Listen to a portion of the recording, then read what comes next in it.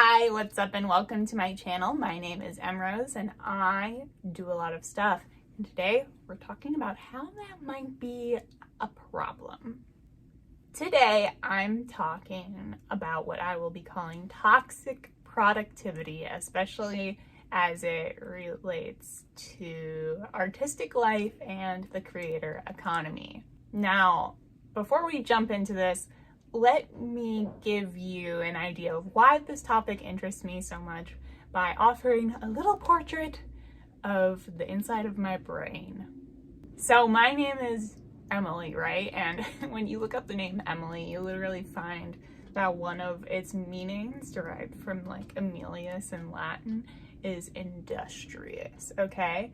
And I don't know if I internalized that or what, but inside my brain, I'm always chipping away at ideas or coming up with new ones.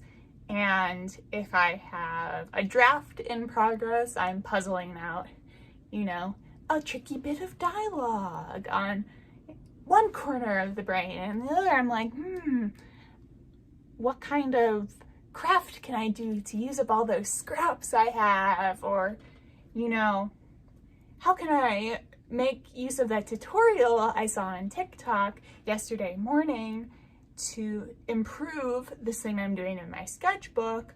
Or how can I be a boss babe and like start pitching myself and making money and having a brand and having an identity and confidence and all that?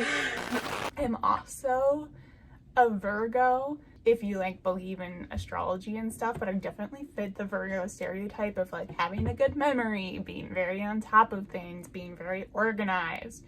So there's a lot going on up here. And I've always thought it was just my natural tendency to enjoy doing a lot of stuff, And I'm often finding new hobbies that I can kind of overlap existing ones. I've always felt that, sitting down to watch TV might be fun, but I feel kind of idle doing it. So why don't I knit or crochet or cross stitch at the same time? And that goes way back. That goes way back to when I was basically like a preteen, when I was learning a lot of the arts and crafts and those kind of skills that I still use in my practice today. I think many creative people like myself find productivity to be very alluring. First of all, you just get to do more stuff. There is something fun about that. There's something fun about just having an enormous capacity for learning and making the most out of your time in that way. Self-worth is also something I'm going to be talking about quite a bit in this video. I feel like it's very easy to attach your productivity to your self-worth. You feel very capable, very accomplished. There's also often a sense of like reputation that comes with being a very busy person or a very quote-unquote productive person. And as a creator, that one can be particularly significant, I think, because it shows that maybe you're always getting gigs or you're moving your career forward in such an admirable, self-driven way. Another thing I've noticed in my life as a creator is that if you're always doing something, there's always some semblance of structure, and keeping yourself busy can kind of be a means of avoiding those quiet moments where maybe you have to reflect on your situation more.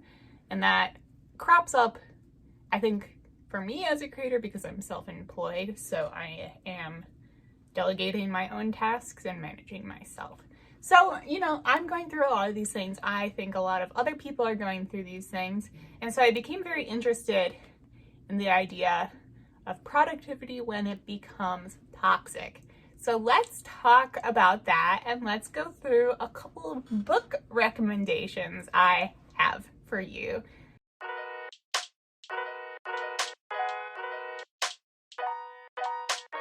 So when I bring up all this skepticism, all these questions, am I being anti-productivity? I think there's a lot of nuance here. I am not anti, people contributing to society. I'm not anti people, having the means, the desire to do things of value. However, I think a focus on productivity can be really, really troubling. This was something that I started to bump into, I would say, before I really experienced a period of burnout. I was sort of forced to start confronting this because of my health conditions, because of my enormous, seemingly boundless need for rest, my disability that causes a lot of chronic pain. So those things were definitely creeping up in my life, and I was like, hey, I need to do something about this. And I started to think maybe I was focusing on productivity too much to the point where it was becoming toxic. Now, by that, I mean I was attaching, like I said, virtually all of my self-worth to what I was capable of doing. And if I was not capable of doing something, I felt worthless. I think oftentimes when we're in this mindset, there's a very increased focus on self-optimization. This idea that you can always become more efficient at a task if you practice it, or if you apply yourself more, if you just put the mental strength to it and really, really get in there and hone a system or whatever.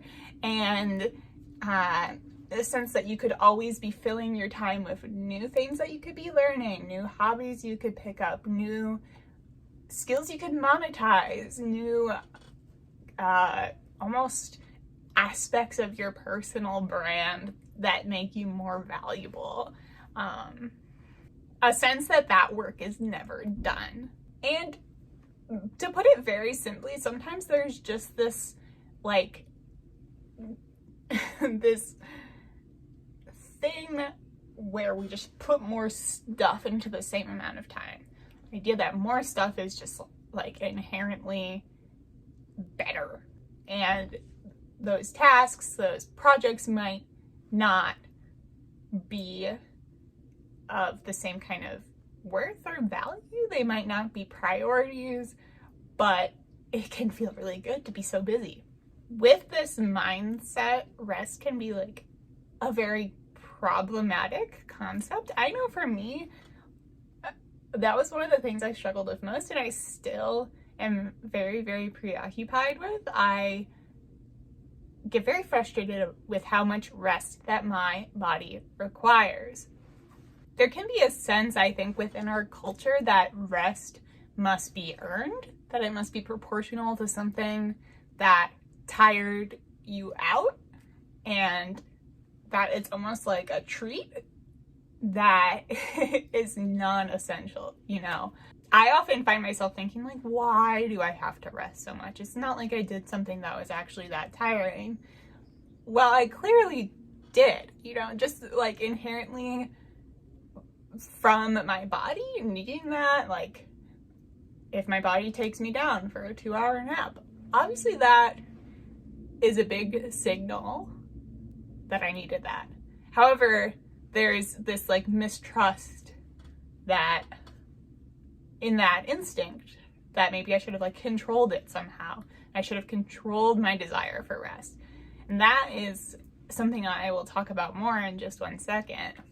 It can feel very much like a weakness to need rest, to need more rest than others, or just to need rest at all. It can feel also like a waste. Weakness and waste were both words that I was kind of noticing a lot in my thoughts, in my journaling practice, which I have some videos about if you're interested in.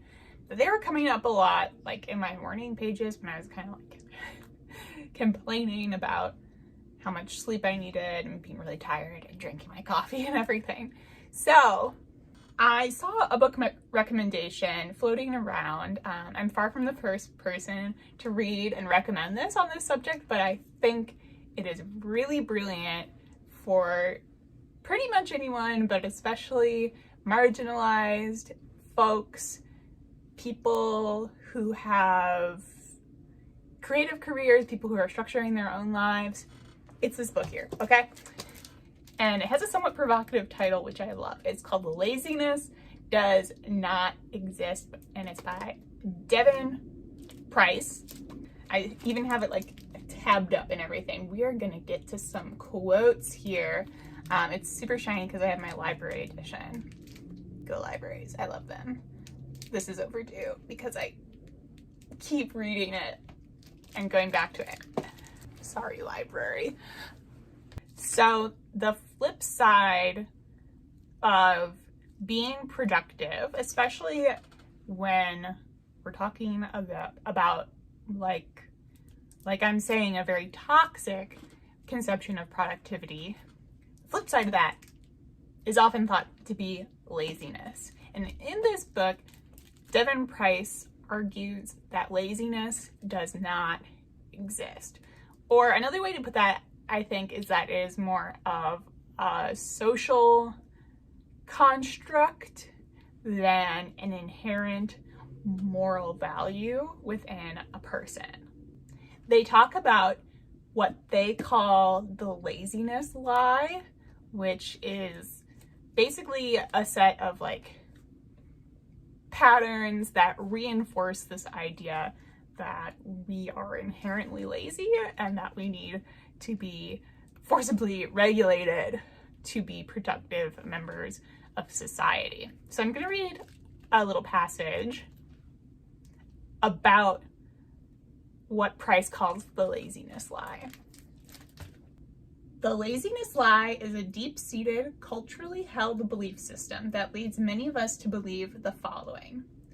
Deep down, I'm lazy and worthless. I must work incredibly hard all the time to overcome my inner laziness. My worth is earned through my productivity.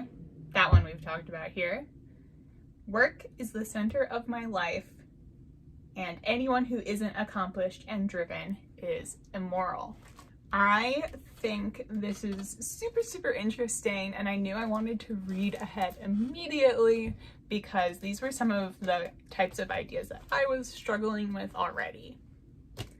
And I'm gonna tell you, like, I was a little bit skeptical of their thesis here that laziness is non-existent, I guess, as like a emotion or a personal state of being. But I'm really, really interested, and I was quickly very compelled by the thought process that they go through in this book, tracing the historical origins of especially our American idea of laziness. So one of the things that they bring up is that our sort of Puritan origins as a country had a very strong influence on our idea of busyness, work, and laziness, especially as moral concepts. The Puritans had long believed that if a person was a hard worker, it was a sign that God had chosen them for salvation. Hard work was believed to improve who you were as a person. Conversely, if a person couldn't focus on the task at hand or couldn't self-motivate, that was a sign that they had already been damned. This meant, of course, that there was no need to feel sympathy for people who struggled and failed to meet their responsibilities. By lacking the drive to succeed, they were displaying to the world that God hadn't chosen them for heaven.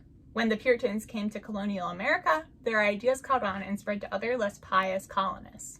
For many reasons, a belief system that judged and punished the lazy was about to become very popular and politically useful.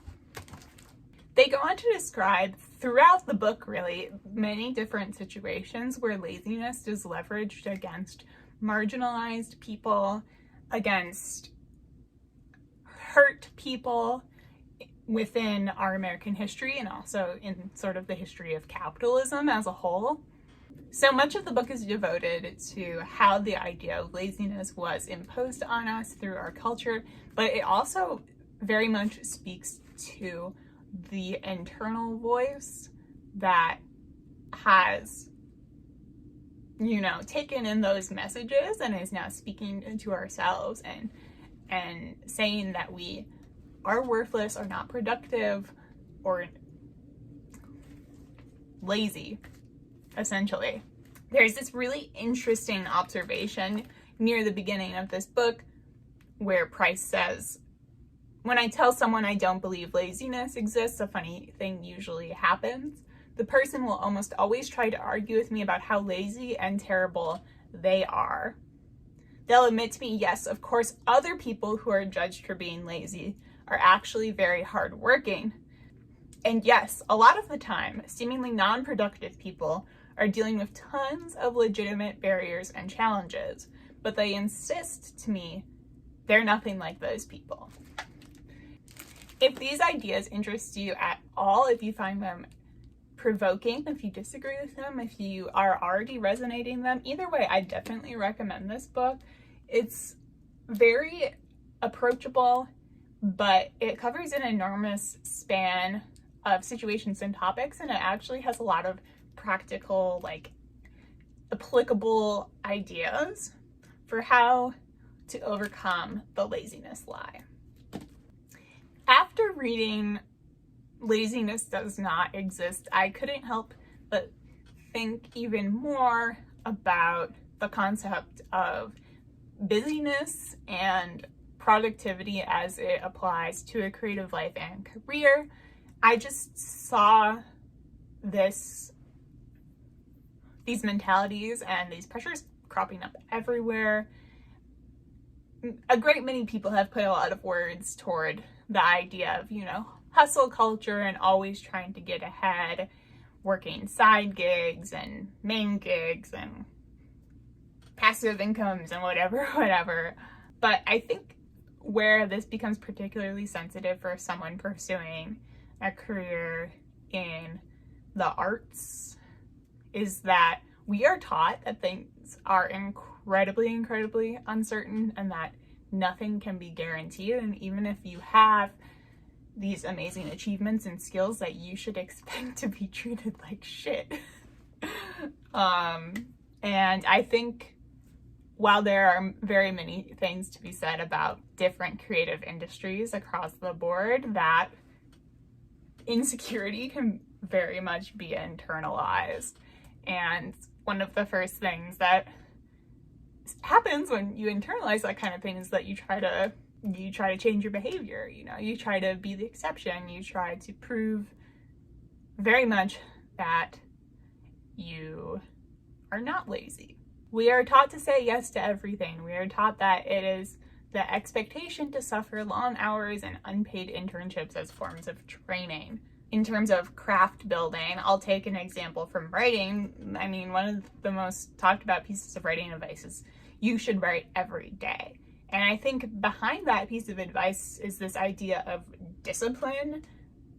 Like, you need to develop this discipline, otherwise it's just a big old slippery slope to never ever writing again. And I'm happy to see that more and more people are questioning that, but I think that voice is still screaming very loud in many people's heads. I think overall our culture has sort of an addiction to productivity culture, the sense of behaviors and aesthetics around being productive. And some of that I think is kind of good and fun. I'll hop on a Let's Get Productive live stream so that I can feel like I'm in a community of people working together. I love a good planner moment with, highlighters and stickers and everything like that. I also find that those are the places where people are actually talking about accommodations for how to do things when you have conditions, mental health conditions, physical health conditions that may otherwise get you labeled as lazy, but are actually things that you just need help, in accommodating and in creating different systems than the status quo that will help things work out better for you. But I also think that this culture is literally kind of culty. there are some bad aspects as well. I think oftentimes the aesthetics of productivity and busyness are more valued than the stuff that is getting done itself, and that feeds into a lot of the toxic things that I was talking about earlier. Doing more stuff for no reason, doing stuff in like an elaborate and nonsensical way that makes you feel very busy and important. And there are also some very difficult emotions that can arise within this culture where you're playing kind of an endless comparison game, you know, going, oh, am I as productive as other people? Can I accomplish as much within this amount of time? And that can be full of a lot of shame, internalization, all that kind of stuff. So what is the antidote to this? I've seen a lot of people talking about slow living lately, which is something I am interested in. I'm interested in purposely minimizing the amount of stuff I do sometimes, despite my best instincts. Intentionally doing less, intentionally slowing certain things down and savoring them.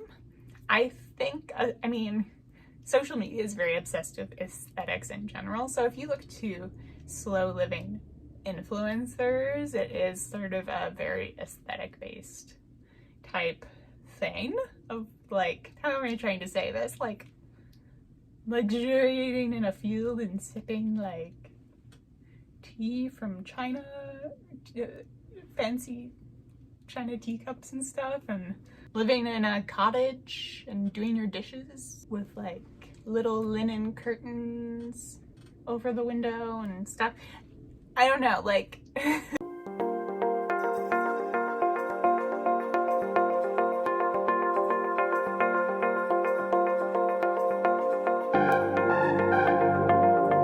I think some of these things are romanticized, much like cottagecore is sort of romanticized, and some of these things are just like not a reality for so many people. Like rest, unfortunately, is a luxury.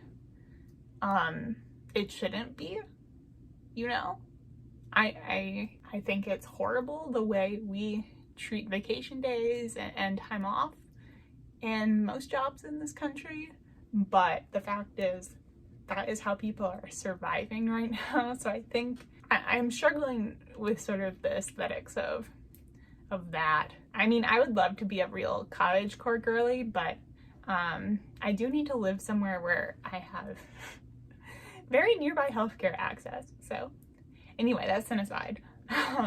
My second book recommendation is kind of another, I would say, antidote to the idea of toxic productivity, burnout, and workaholism. And it is this book, which you may have seen before as well. It's called Wintering by Catherine May. This is a series of personal essays about cyclical periods of nothingness, no work, I would say like depression or other struggles, and survival. And it also talks about the season of winter, quite literally. So the book starts out with May's husband suffering like a very serious medical incident that he almost dies from, and then she promptly gets sick for like a long period of time right after, when she's quitting her job, and she enters this period of like not being able to do stuff. And she says that's something she recognizes in her life and something that she has felt creeping up on her in her youth, during periods where she struggled with her own mental health. She writes, "Everybody winters at one time or another. Some winter over and over again. We like to imagine that it's possible for life to be one eternal summer and that we have uniquely failed to achieve that for ourselves. We dream of an equatorial habitat forever close to the sun, an endless, unvarying high season. But life's not like that. Emotionally, we're prone to stifling summers and low, dark winters, to sudden drops in temperature, to light and shade. Even if by some extraordinary stroke of self-control and good luck, we are able to keep control of our own health and happiness for an entire lifetime, we still couldn't avoid the winter. Our parents would age and die. Our friends would undertake minor acts of betrayal. The machinations of the world would eventually weigh against us. Somewhere along the line, we would screw up. Winter would quietly roll in.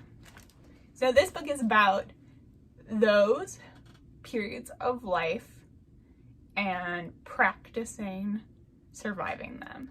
And it is about even what we can benefit from or learn from during them. I think the pandemic has been like one great big winter for many people. So you may have seen this book coming up in a lot of recommendations lately. I do think it is a wonderfully reflective little series of essays. There are also a lot of cool facts about animals that hibernate in here, and other ways that animals winter. I just think that's cute. We're coming to the end of this video, so what I want to ask you is this. Do you struggle with the idea of productivity in your creative practice? Do you find yourself butting up against the concept of laziness and finding yourself questioning those values and systems? Where is the line for you? When do you feel that productivity becomes toxic? Have you read either of these two books? What do you think of them? And do you have any other similar recommendations for me? I'd love to know. Thanks for making it to the end of this video. If you'd like to keep up with me, I'm at mrosearrett on Instagram, TikTok, and Twitter, where I post a lot about my writing and art life, as well as reflections on creative health. If you liked this video, go down there and give it a big thumbs up, and maybe even subscribe. If you would like to keep up with the channel, I post about 3 times a month. I also have new designs coming out in my Redbubble shop this month in celebration of Pride, and profits from these will be donated to an organization that helps combat homelessness in transgender youth. Here are some of the new ones that are coming up. Oops, sideways. There we go. And these two. Wow. Those are just a silly little peek. The link is down below if you want to check out more. Until next time, this is Emrose. Thanks so much. Bye.